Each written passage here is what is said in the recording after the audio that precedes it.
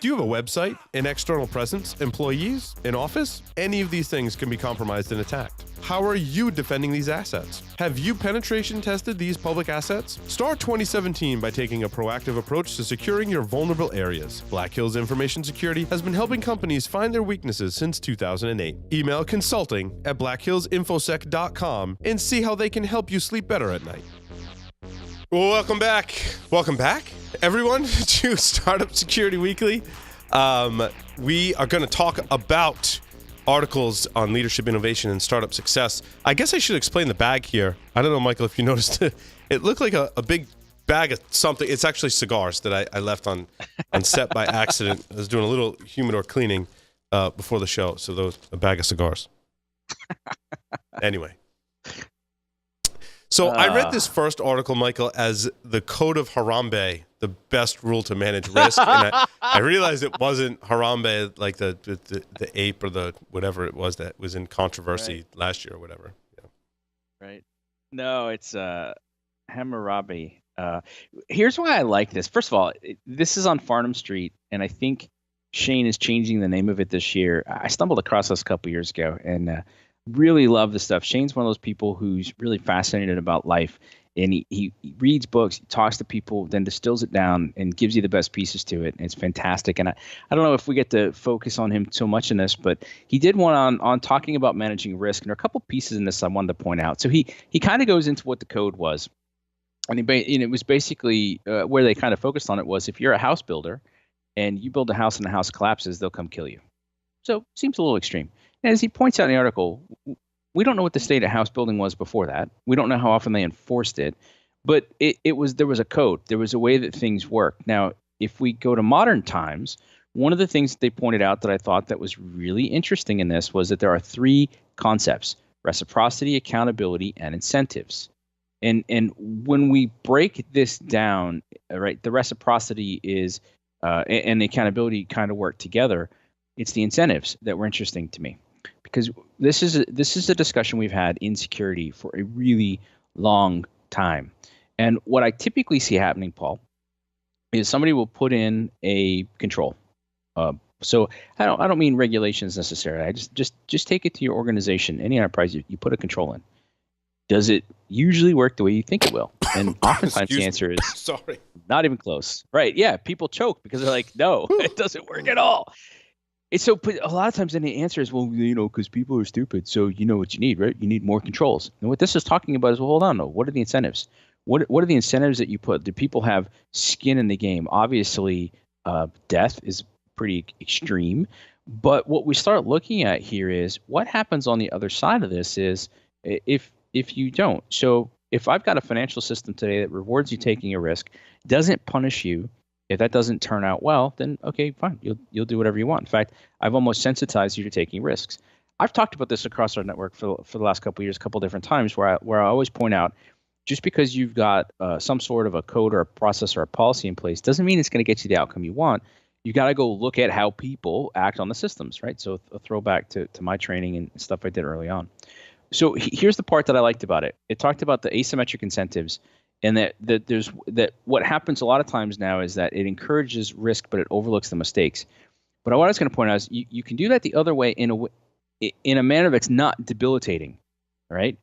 You can go take a look at the problem that you're trying to solve. I've often talked about this as the water principle. We've a lot of times looked at security as being punitive. Well, we're going to come in and we're going to stop you and we're going to add all this extra stuff. And what I've started to realize is, and I've realized this years ago, in security, we can look at stuff differently, Paul. We can say to people, if you want to get this done faster, better, cheaper, and protected information, which is important, let me show you a pathway. Let me show you how to do that. And if we make those pathways easier, that's the faster path for people. That's the easier path. It makes sense. There's less friction on that path. People will do it. Oh, cool. Now, what it means, and this will come as a shock to no one watching this program, you got to understand the problem that you're trying to solve. The reason a lot of these things don't work well is because we don't understand it. What made these codes really well was they didn't want complexity. Complexity just creates new spaces and new problems. Complexity basically creates all these new areas for risk. If you keep it simple, you get down to this is the problem we're trying to solve. This is why we're trying to solve it.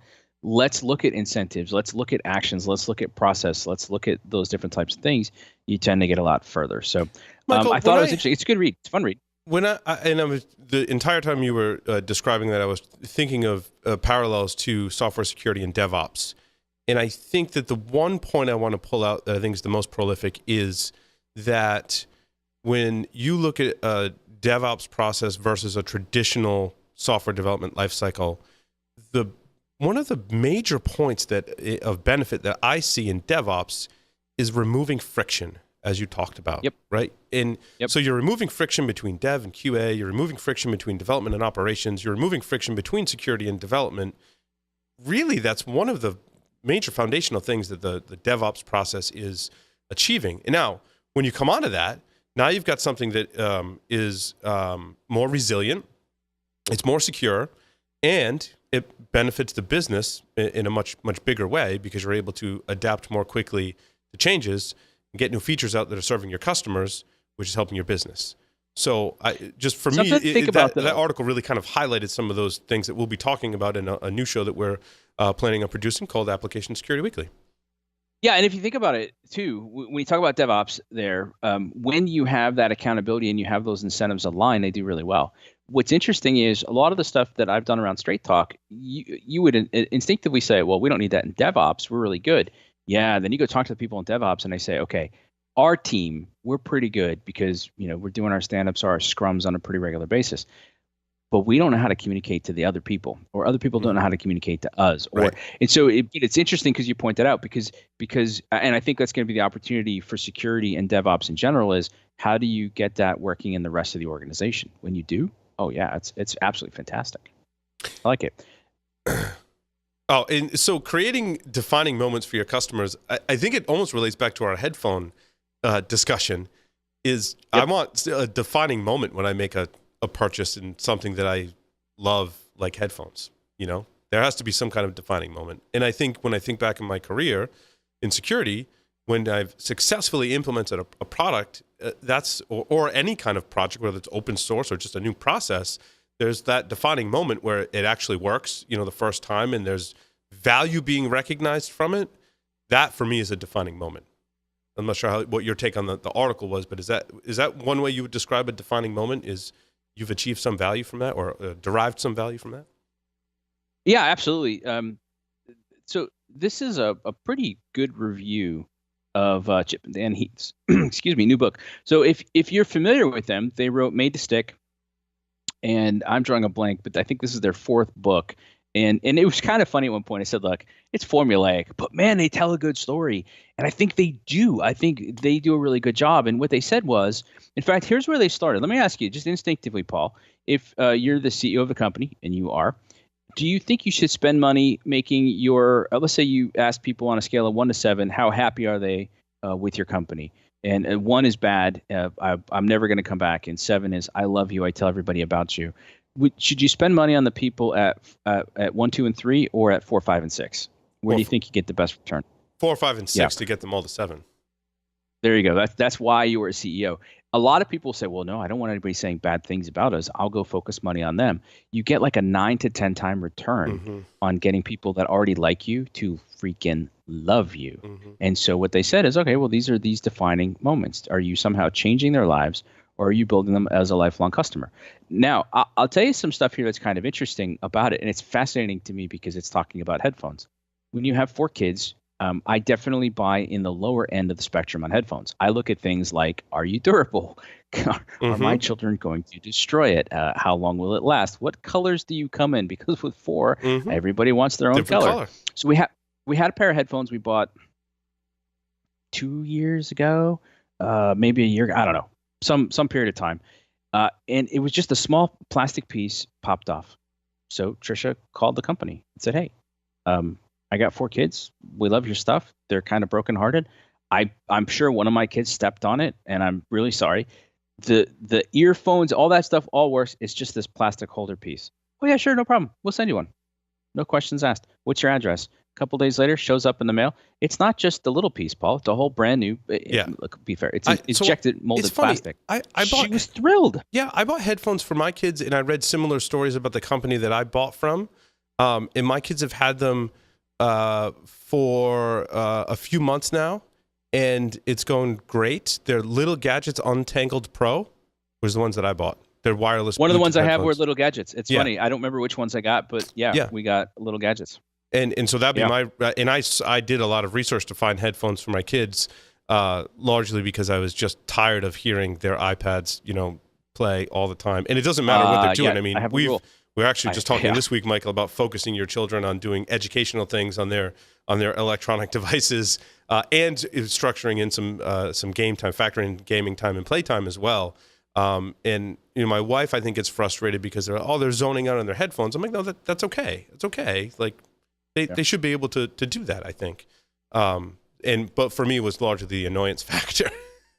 I just didn't want to hear. That's where it is for me. Well, imagine, right? Because you've got multiple children, listening and watching multiple things at the same time. It was really kind of crazy. So you talk about defining moments. What they said was, these are the things that create lifelong customers. And in fairness, this wasn't terribly expensive for the company to do, but it's still, look, it cost them time. Somebody had to answer that phone, respond to it. They had to grab the piece. Then they boxed it up, shipped it out to us.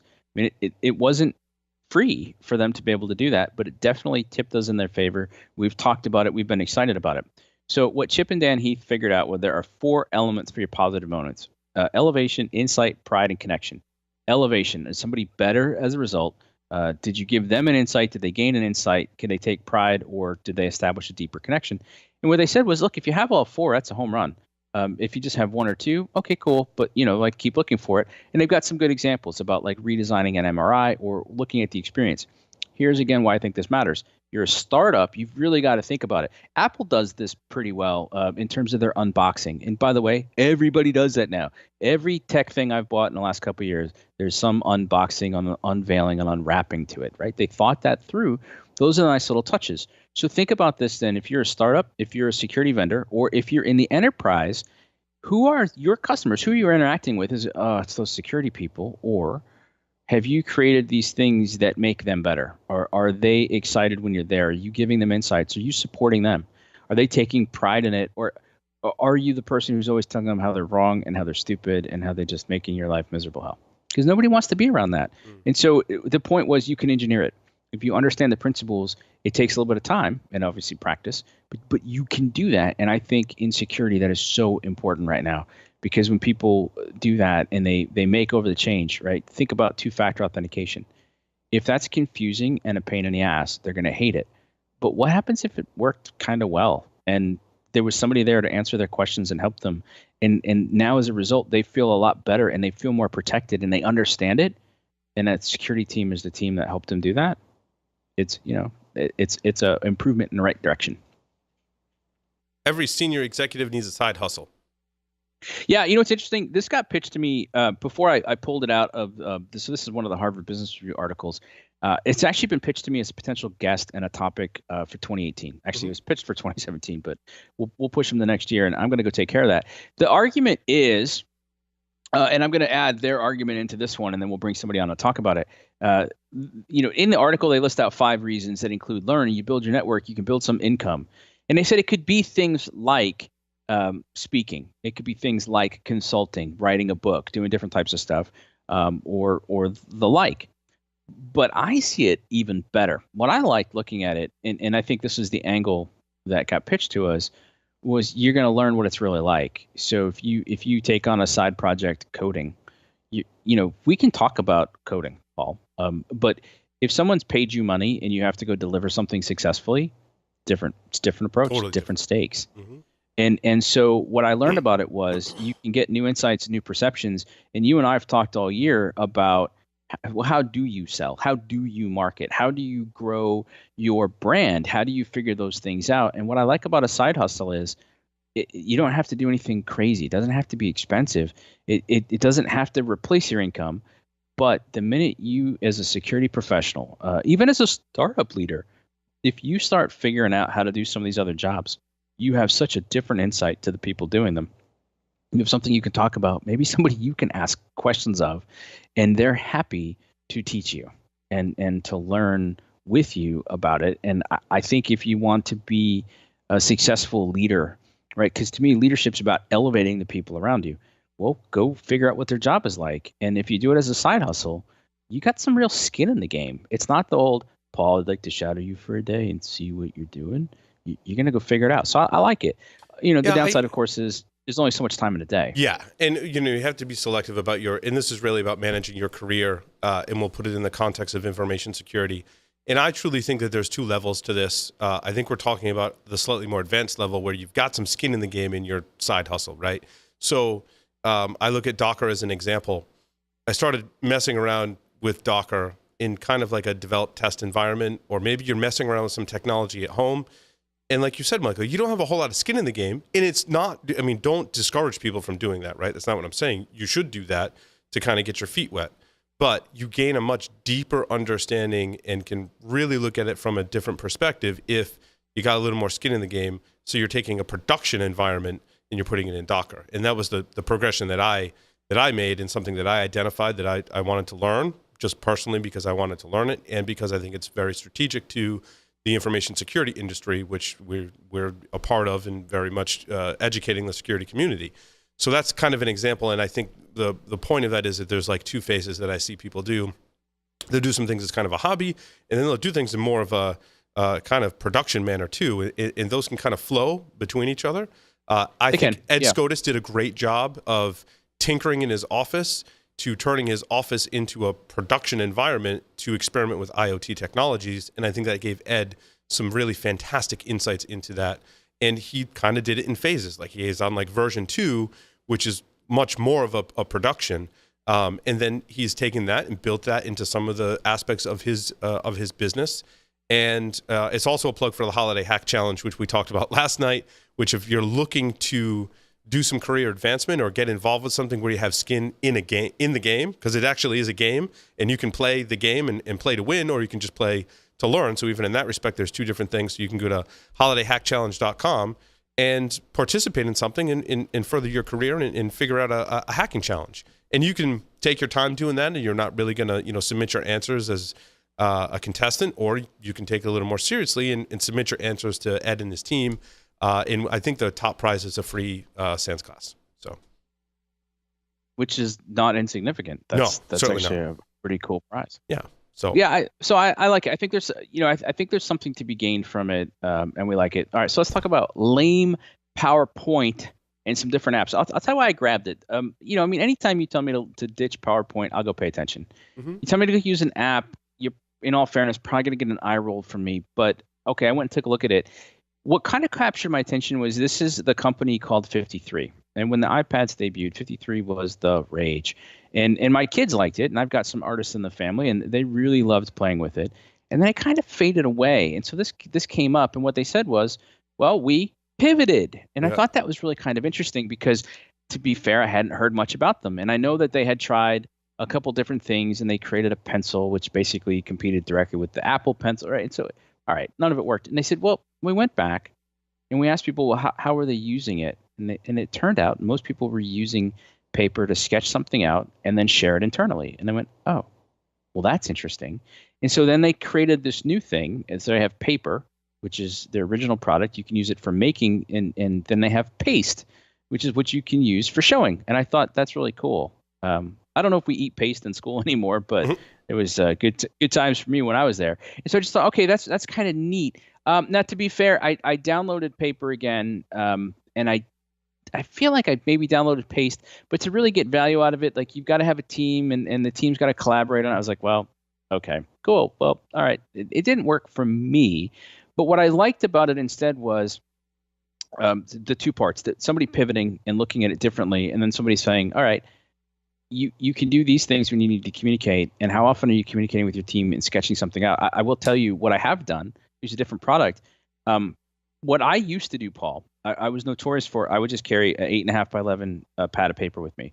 Usually just clipboard and just white copier paper on it and 4 colors of pens. And as people were talking, it's not quite graphic recorder style, but I draw boxes and I draw arrows and I shade things in and whatever else. And a couple of years ago, somebody started telling me to just send that instead of proposals. They're like, that makes a lot more sense. People like it.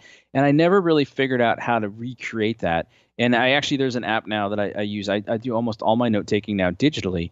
And at first, for somebody who likes pens the way I do, that was like, oh, I can't do this. Oh, no, it works great. I freaking love it. And the point is, there's a time and a place to communicate visually, and I don't think we do enough of it. Yeah. And so I thought that was really cool. But you added in this comment, and this site looks really cool, readingthepictures.org. So tell me more about this. So I was at the SANS Pentest Hackfest Summit, and I watched my friend who recommended this, Josh Wright, give a presentation. And his images were spot on. So much so that I feel like in my presentations, maybe 80% of my images really send 100% of the message I'm trying to send in that particular slide. Josh's images, and if you go back and watch some of Ron Gula's presentations, he was also those are the top two people I've seen in our industry use visual representations in their PowerPoint slides, so much so that there's very little text in their presentations. It's all visual representations. Ron and Josh probably did that the best. And 100% of their visual effects or images in their presentation sent 100% of the message they were trying to send. And that's the point that I'm trying to get to. In that, Josh made some recommendations. One of those was to read this blog called readingthepictures.org, and they study pictures from various aspects of the media. Now, in looking at this site today, they tend to be very political in nature. However, the comments aren't really the description of that is not really addressing the political issues, but addressing why that image was so impactful. And if you can read those examples, then when you go build your presentation and communicate it, you get a better sense of using the right visual representations to send 100% of your messages to say 100% of what you're trying to say. And I thought that was really good. So my suggestion is use PowerPoint, right? Use whatever you're going to use. I think the most powerful presentations for me are ones that really include very little text and are more about the visual representation of the message you're trying to send or messages. I completely agree with that. And I was going to point out two things. One of your comments that I really like is keep the complicated crap out of it. Man, I'll tell you what, because it's central. In fact, it's funny. It must be like the Accenture throwback hour for me. Early in my career, they brought in, I'm drawing, Cliff Stoll wrote Cuckoo's Egg, and came in and talked to us. Most fascinating keynote speaker I've ever seen in my life. Presented barefoot, and part of his stipulations needed a quart of chocolate milk that he consumed while he was talking with us. But also kind of pushed aside the technology. And you got to think, right, late 90s, this is when PowerPoint was in its heyday. Well, it probably still is. And he's like, yeah, when have you ever seen a PowerPoint change your life? He's like having an argument over whether you should go with the window shades feature or the diamond wipe. He's like, wouldn't it be better to just focus on what you needed to communicate to somebody? Because and that has stayed with me my entire career. It's part of the reason now I look at a lot of iconography. The Noun Project, freaking love them. And icons are such a great way to communicate. But you're right. Josh and Ron take the time to do that. And that's going to be my second point. It's time consuming. So if you think you're just going to go to some stock photo site, grab a bunch of crap, slap it in there and wink, yeah. And then the thing that personally drives me crazy is all different sizes don't really fit, didn't line up the edges, didn't think about placement. The people who communicate that stuff really well, they've thought about those things. And you can spend a lot of time on it. So it's a good idea. But what I'm going to say again is have something of substance to stay and be distilled before you go down any of these paths. In fact, Josh, when people tell me, Paul, that they're going to, let me just say this and then I'll be done. When people say to me, yeah, I'm just going to open up PowerPoint and start typing, like I cry, because that is absolutely not the right way to start. If you're doing a training class, that is an approach that can work. But if you're delivering a more focused presentation, likely not. I'll give you an example from Josh's presentation that I think serves as a great example. Josh was talking about breaches and the impact of breaches.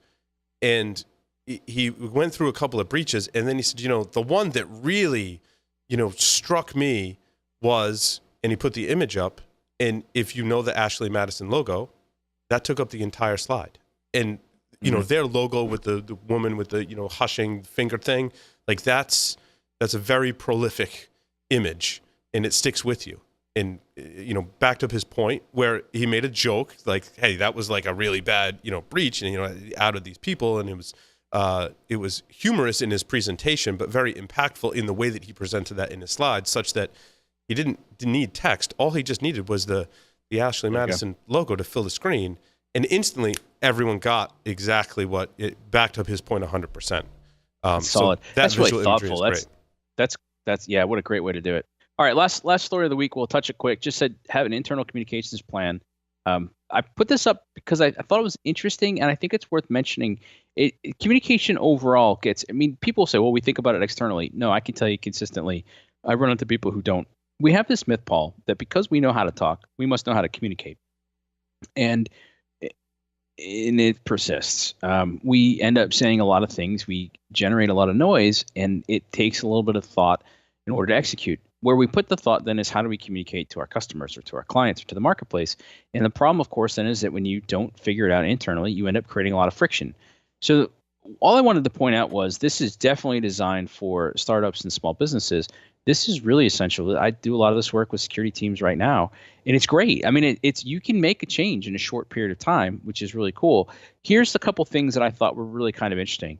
What are your defined channels, and do people know that, right? So if you think about what we talked about last week, just knowing that the back channel exists changes the power dynamic. So if you turn around and say, well, nobody on my team uses Slack, but everybody's using Slack, well, then you got to work on that a little bit. Here's what I typically see, though. Am I supposed to use email or Slack or text message or Twitter direct message, or do we do Facebook Messenger, or just send an email? What's the right way to do this? And that trips up a lot of teams. So if you've got that many channels, you need to define what goes where, and when, and how to escalate it, what the priority are. The other thing I think is really kind of interesting is just thinking about how you handle the accountability in that internal communication. And I think that works a couple different ways. I'll give you my take on it. A lot of times I'll see people say, well, I told them. They didn't act on it. It's their fault. Okay, well, accountability, if we get accountability right, maybe this is a segment we'll do next year, there's a couple parts to it, right? But you have to have some level of agency, the ability to do what you think is appropriate in the action. And then if it works out well, you get to own that. If it doesn't work out, well, you get to own that as well. So if there's a breakdown in communication, who owns that? Who points that out? Who acts on that? Where does that go? And I find a lot of people go, I don't know. That's a good question. It's not a good question. It's a basic question, but it's often overlooked. So here's what you should look for. And I thought this was good. I just summed it up a little bit different. You want to get the right information to the decision makers quickly. This is really important, by the way, when you're thinking about security and value. If you can get me more accurate information to the decision makers in context faster, so they can make better decisions faster, that's really good.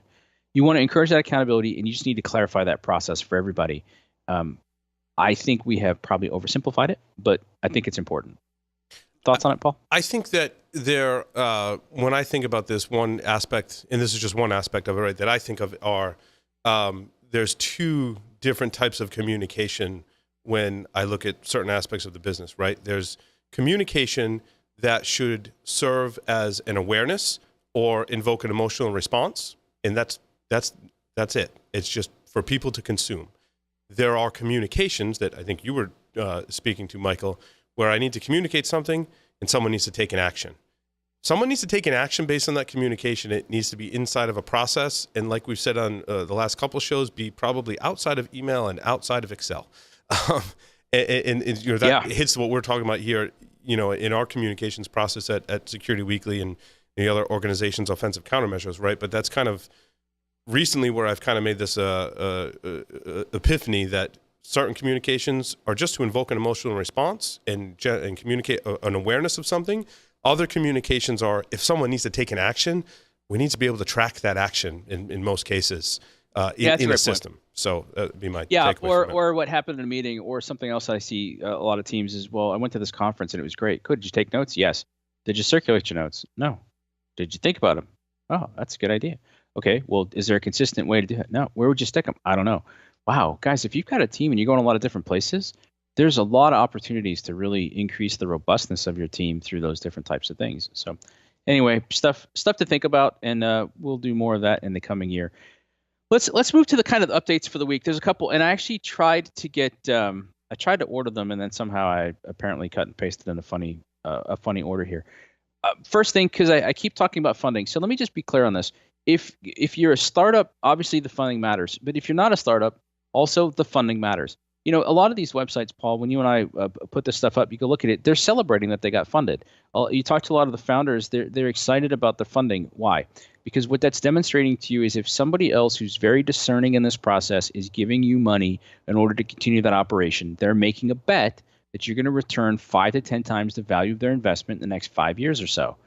If they're making that bet in me, then Mr. Security Director, Mr. Security Leader, Mrs. Security Person, that I want you to write me a check, you should have confidence because somebody else has confidence in me. That's why it matters. So if you're a security leader today, just having a cursory understanding of how this works seems to matter. So I put this one in mostly because sometimes these headlines, they make me grind my teeth a little bit. This is one. There's an implosion of early stage VC funding. Nobody's talking about it. So it opens up and it says, look, we've looked at it, and since 2014, last 3 years, VCs are putting more money into later stages. Yeah. When you go talk to the VC, what they're basically saying is at a later stage, you're going to have to put more money in than less in order to get an ownership, to get your percentages where you want them to be, but there's less risk. Because at the seed stage, I don't know if you're even going to make it to A, right? And so many drop off from their A stage where you're trying to figure out your product market fit. Like, will somebody even pay for these snazzy winter-proof headphones or not? And then when you get into these later stages, usually by your C round or later, it's all about growth. You've got the economics down, you've got the product market fit down, you've got the team in place. Now you need to go execute. Well, gosh, if I've got a limited number of dollars and I want to get a big return on my dollars, I'm going to go find a category king, Paul.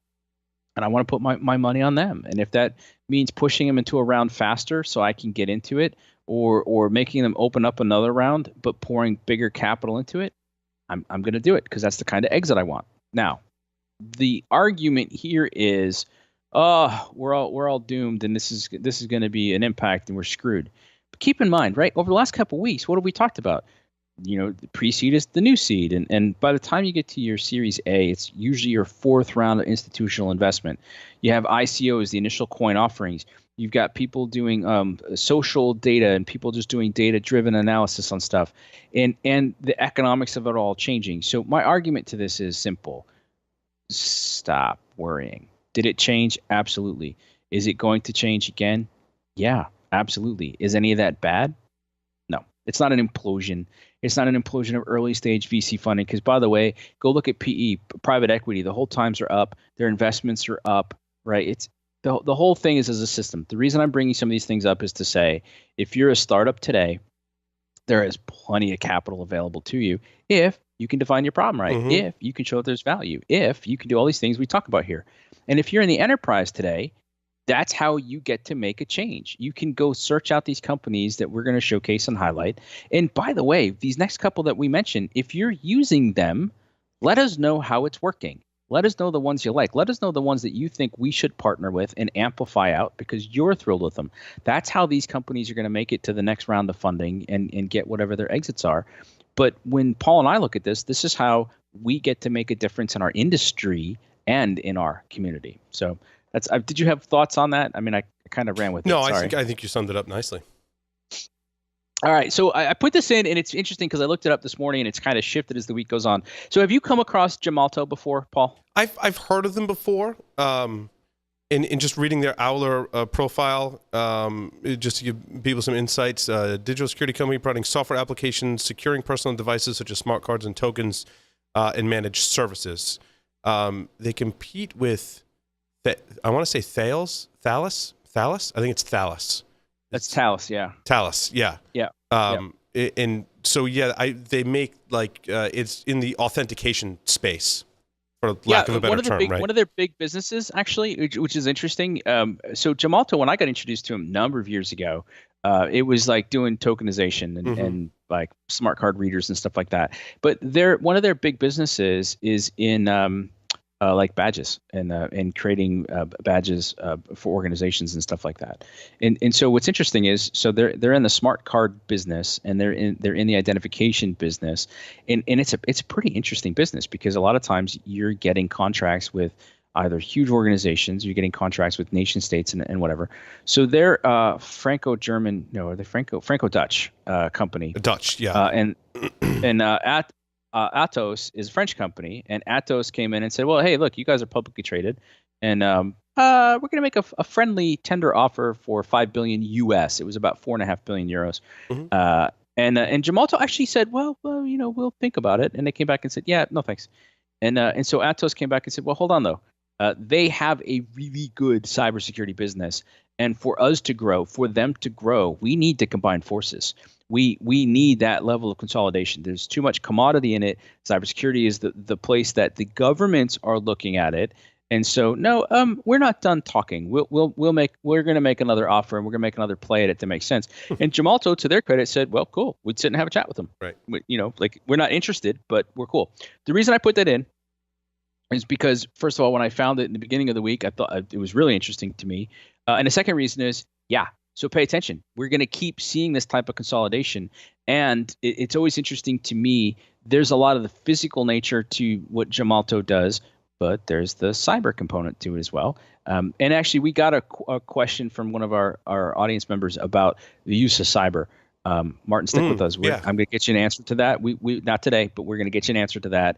In fact, I got this idea for a segment across our programs in the future. We'll take a look at that. But anyway, I asked some folks about that really quick in a couple of sentences. Cyber, it was described to me as kind of a beltway term that was used primarily in military and government to differentiate between physical controls and security and, well, cyber security controls and in that type of stuff. So that was the explanation that I got that I thought was pretty interesting to dwell on, and then looking forward to more information about that. We tend to poke fun at it as well. So, yeah, and a lot of people do. Some of the sketch on my part is, we can rail on it. By the way, I don't like the way hacker got misused, but good luck trying to fix that too. We gave up on that a long time. The horse is out of the barn on cyber. Embrace it. But there was a sub ask in that question, and we're going to tackle that a little bit better. All right. So I did these out of order. I was trying, Paul, to order them ABC, and I apparently don't know my ABCs very well. Simility, $17.5 million Series B, 3 rounds since 2015. So they're moving pretty quick here. Cloud-based adaptive fraud prevention platform combines machine learning with human analysis to detect fraudsters' evolving tactics. That's a huge Series B, but as we've learned when we talk with Matt Alderman, if you're in the cloud space today, you got to move fast. You got to move big. Your rounds are going to necessarily be bigger. Also, the machine learning as it applies to fraud prevention is a tried and tested and more tightly confined space. There aren't as many variables, which means machine learning works a lot better. And we've done actually quite a few interviews that we've touched on this topic where you can apply machine learning to fraud prevention and have a high degree of success because the parameters are tightly defined. And the behavior is easier to model because it's a transaction. It's not for example, a user that's browsing the web and interfacing with 16 different applications, right? There's a transaction with a finite number of parameters. So. Well, cool. Well, so they've done well. It's a big raise for them. Congratulations on that. And at that level, I think we'll see some growth. Upstream, new startup. They've got a Series A. It's actually their second round. They had a $2 million seed round earlier this year. So it's their second round this year. It was a $9 million Series A. Cybersecurity platform using big data machine learning. So we can see the trends. Their security alerts for the automotive industry. I went to their site and they said, look, we do autonomous and fleet vehicles. And I got to be fair. I didn't understand the problem, but they're solving something in a way that somebody saw value in it. And that's exciting for them. So congratulations on that. ShieldX, $25 million Series B. They've taken in $34 million, 2 rounds, both this year, Paul. Wow. 2017. They have a multi-cloud security platform to protect organizations against cyber threats. You go to their website. It's pretty clean. Generic. It didn't really. It essentially basically to me said, hey, phishing's bad and all this other malware is bad, and we can do it different. I haven't come across them, but this is a big raise, so I'm guessing we will.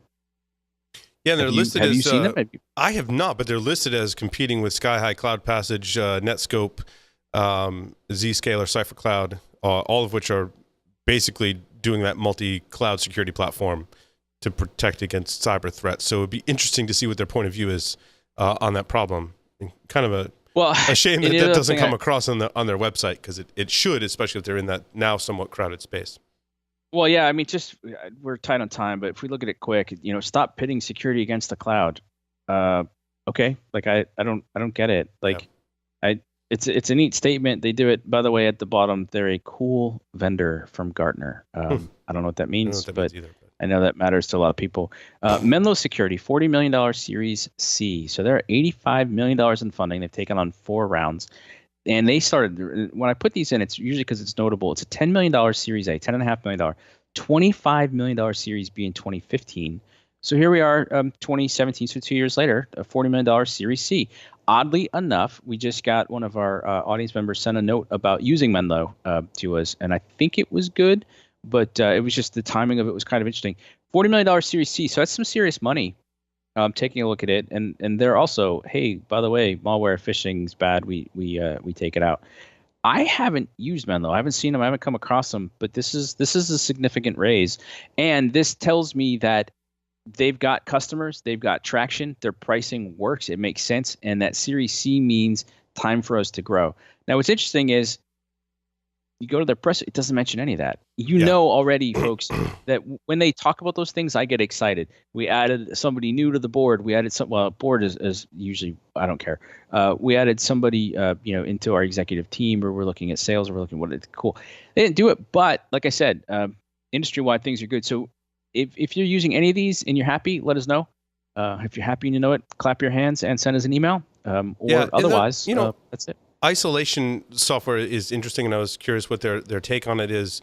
Looking at their listing for competitors in Owler, it's Bromium, CrowdStrike, and FireEye, as well as Cylance and Cybereason. But some of those companies on there, especially Bromium and FireEye, really work towards that isolation piece, which I think could be another interesting topic for 2018 to talk about how isolation. And I've seen a number of, actually not a number, a couple of companies this year making some waves in being able to isolate the browsing or isolate processes, use containers, virtualization, or cloud, or combination thereof to be able to provide that isolation. I think it's a very interesting strategy or point of view on a problem of malware and phishing attacks.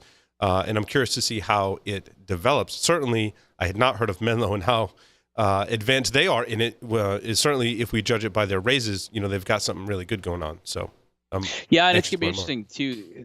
You mentioned that they're going up against the likes of a Cylance or a CrowdStrike or somebody else. So $40 million Series C is serious coin, but also, I mean, you're going up against unicorns. So, by the way, if you're going up against unicorns, please focus on your messaging. I tell you right now, if you can define the problem better and hook us, we're going to spend more time on this in the new year, I promise. And we're going to look at some ways to educate everybody to ask these questions better. But if you can get your problem right and show me what the impact is, and then help me understand your value, you're going to do better every time. And so, anyway, if people have insights, I'd love to hear them.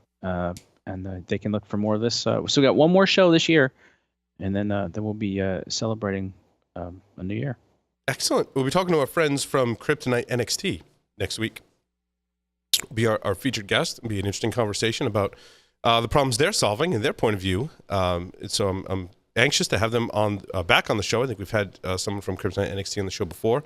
So I'll have them back on to talk about where they're at, which is fun. That'd be great. Yeah. Hopefully our journeys are going well. I know Michael and I have been pretty much working on the journey we're on together.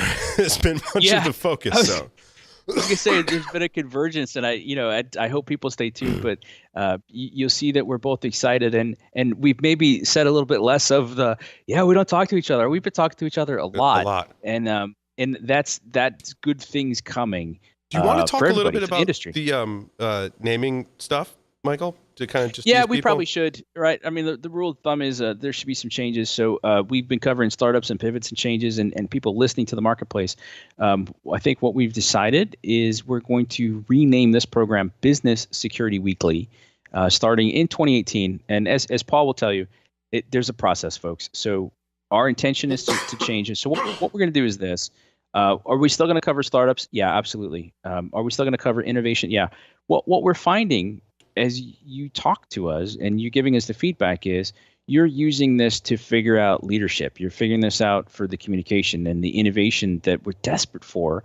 And that's helping you find these new companies, but it's also helping you run your team better. And so what we thought was if we shifted it up a little bit because a lot of people got confused with startup. Well, I'm not a startup. I don't need to listen. Right. So Business Security Weekly, the way that we're kind of looking at it right now is it's improving the security of business by exploring the business of security. We're still going to talk about leadership and innovation, and we're still going to look at our startups and everything else. We're also then going to add a segment. A couple of you've been very patient and you've been very polite, asking for insights on lifestyle. Like how do I do the side hustle, or how do I do the side hustle and break out? So what we're going to do is we're going to keep the segments tighter, but we're going to end up with 3 segments every episode. One always still going to be interviews, and then we'll either bring some other people on and maybe some of the sponsored segments to talk about stuff. But it's the same things we keep talking about. We're gonna help people tell their story, or we're gonna get into the so what, like what's the problem really, and dig into it and the value of the problem, solving the problem, or the how tos. And so some of the stuff we talked about today, we've already bantered some ideas on. Oh, that'd be a fun segment. So things around lifestyle, things around DNS, things around some of these things, they're going to turn themselves into segments. So it's a little bit tighter, but still focused on covering startups and running the business, as well as running your team, looking at a lot of stuff from an enterprise and an industry angle. Did I cover that pretty well, Paul? Absolutely. Well, thank you everyone for listening and watching this edition of Startup Security Weekly. We'll see everyone one more time this year, next week, so stay tuned.